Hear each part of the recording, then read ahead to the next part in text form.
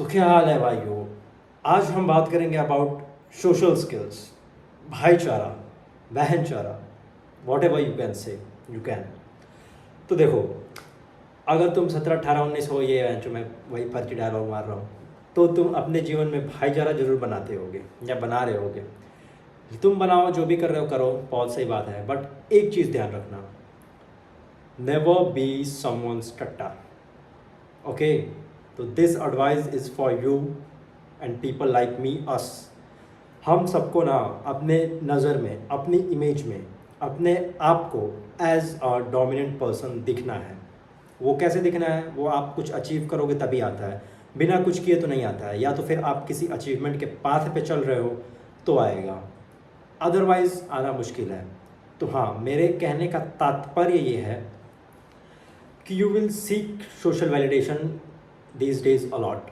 Okay, किसी की गाड़ी में बैठ के घूमना, नेताजी का डीप थ्रोट करना, और किसी बड़े आदमी का समझ रहे हो ना।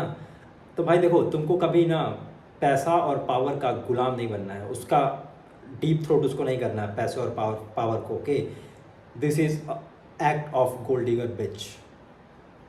और तुम एज अ मैन, तुम गोल्ड डिगर बिच नहीं बन सकते किसी के टट्टे तुम नहीं। You can't be the boss of someone. Okay, तुमको देखो, ऐसा मैंने बहुत देखा है, एंड तुमने शायद एक्सपीरियंस किया होगा ये चीज़ें।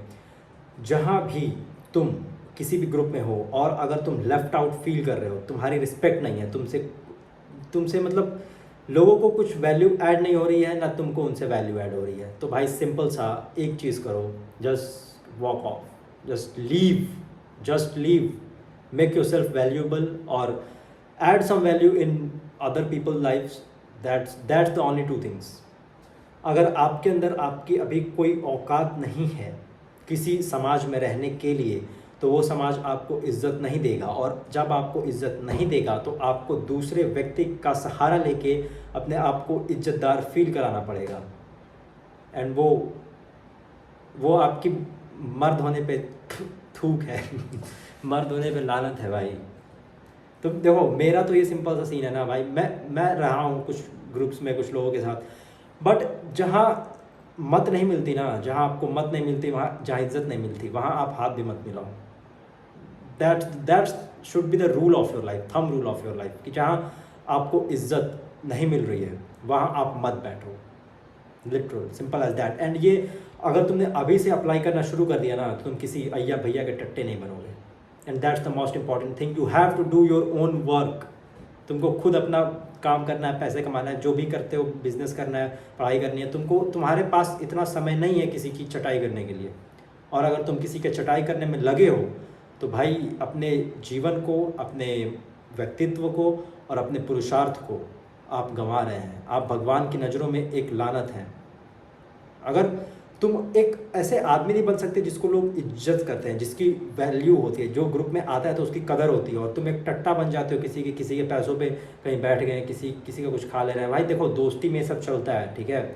जब 3 4 लोगों का ग्रुप होता है ना, तो उसमें कोई डोमिनेंट वगैरह ये सब कुछ नहीं होता है। बट जैसे जैसे अलग तुम सोशल ग्रुप्स में बैठना शुरू करते हो ना, और वहाँ तुम्हारी कोई वैल्यू नहीं होती है, मैं उस चीज़ की बात कर रहा हूँ, तो वहाँ आप अवॉइड करो बैठना। और या तो बैठो तो फिर sit like a dominant man, like a man of value.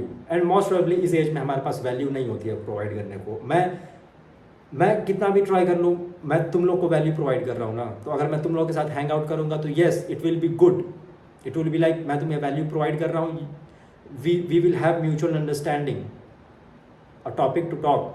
And जब आप ऐसे ही समाज में बैठ रहे हो, कहीं कॉलेज में, कहीं कॉलेज के बाहर, कहीं ट्यूशन्स में, तो वो आपको ड्रेन कर रहा है, समझ रहे हो।